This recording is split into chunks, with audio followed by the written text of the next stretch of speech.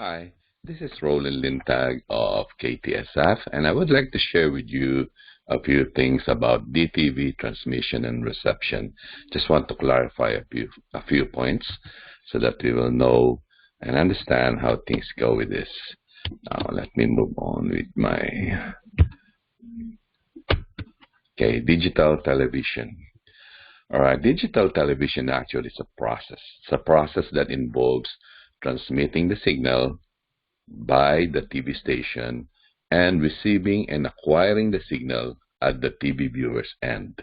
So the viewers also has a part in this process. So like I mentioned, transmission of the signal is being done by the broadcaster, by the TV broadcaster, and it's just 50% of the process. Now, the other 50% of the process needs to be done by the viewer. And I'm going to explain that a little bit later on. Now, the signal goes through a complicated process so that viewers can see and hear the programs that they watch. And of course, analog TV is a bit different from digital television. Digital television is a little bit more complicated in that respect. But however complicated the process may be, an analogy can help.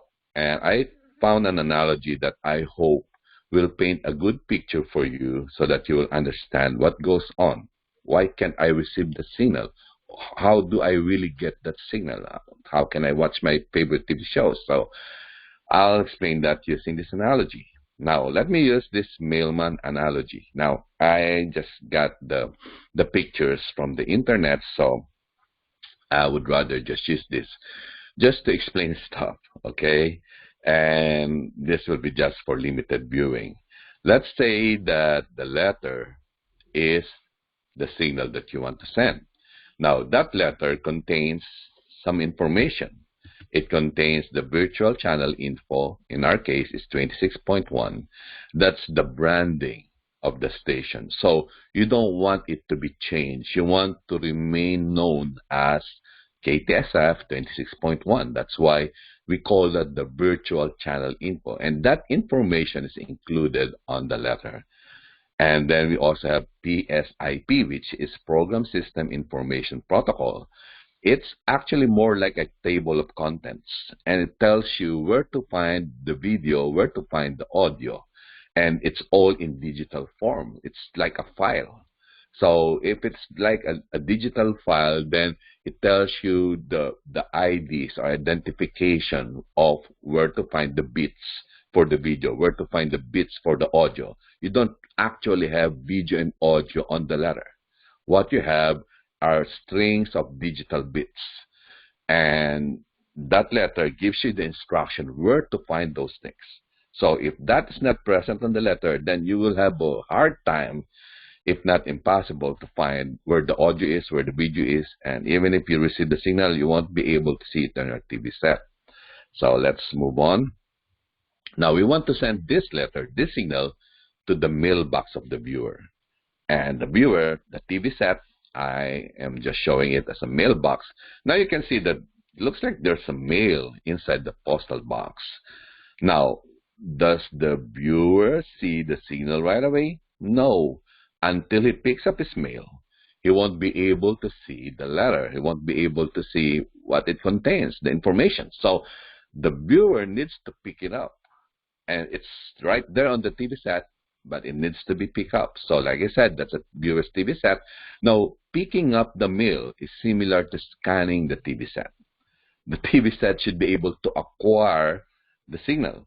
So it's not enough that the post box has the letter. It's not enough. You need to pick up the letter, open it up, and acquire the information inside that letter.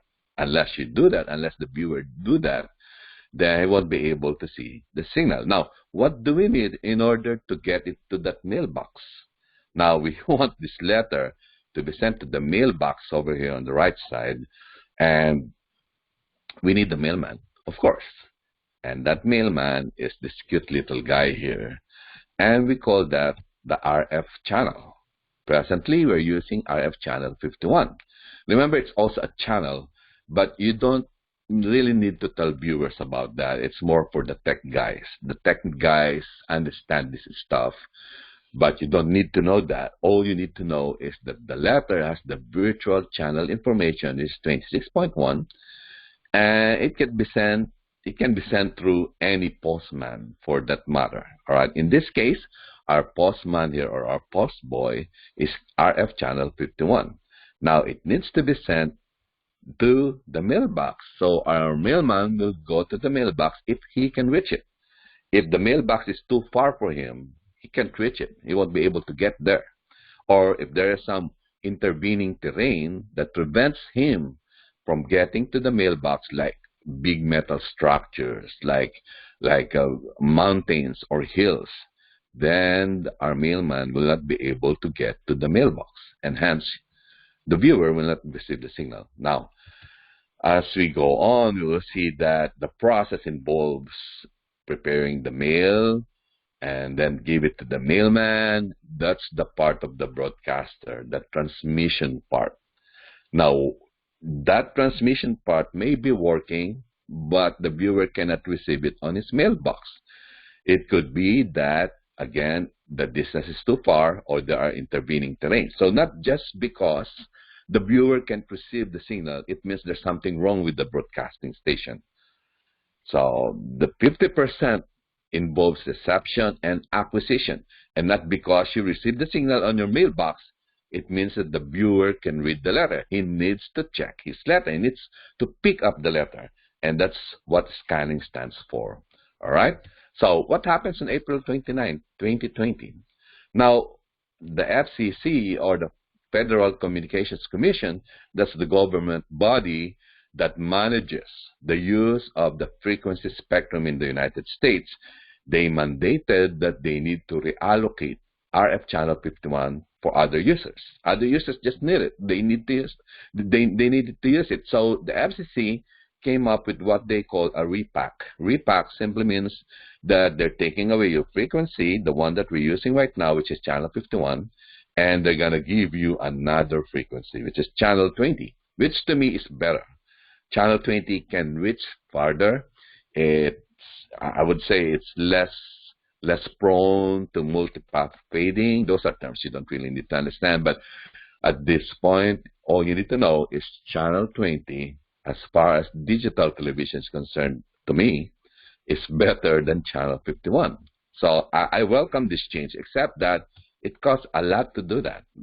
KDTV, which is our partner station, have constructed this new system to transmit on RF channel 20. Sad to say, it will require a new infrastructure, which KDTV have already provided for. They bought a new transmitter, they put in new feed lines, and they put in a new antenna on top of their tower that's located in Mount Allison. Now, if people will just point their antennas or face their antennas towards Milpitas or Fremont, for that matter, then most probably they'll be facing Mount Allison. That's where our transmitter is coming from. And if the antenna is optimized, directed towards Mount Allison, then they should be able to pick up our signal, provided there are no intervening terrain like mountains or hills. Okay? Now, let me go back to our mailman analogy here. So, what happens on April 29? What we just mentioned is that RF channel 51 will be retired or will be reallocated. So this boy here, this male boy, will be reassigned somewhere else. So we're taking him out of the picture. So it's no longer in the picture, but what now? So who's gonna deliver the mail? That's why we found somebody who can reach farther, somebody who I would say is more hardworking. So we're replacing our previous mailman, channel 51, with our new, jolly, good mail, well, post person, RF channel 20. She's, I think she's much better. All right, so now we have RF channel 20 as the one delivering the mail. Do viewers still need to scan their TV sets? Of course. They still need to pick up their mail. Whoever delivers your mail, you still need to pick up your mail, pick it up from the mailbox. That's why your TV set still needs to scan. so that it will be able to see or find the mail. Now, if you have questions and still this thing doesn't make sense to you, please just send me an email and I'll be able to help you out. So thank you very much for your time and for listening to this.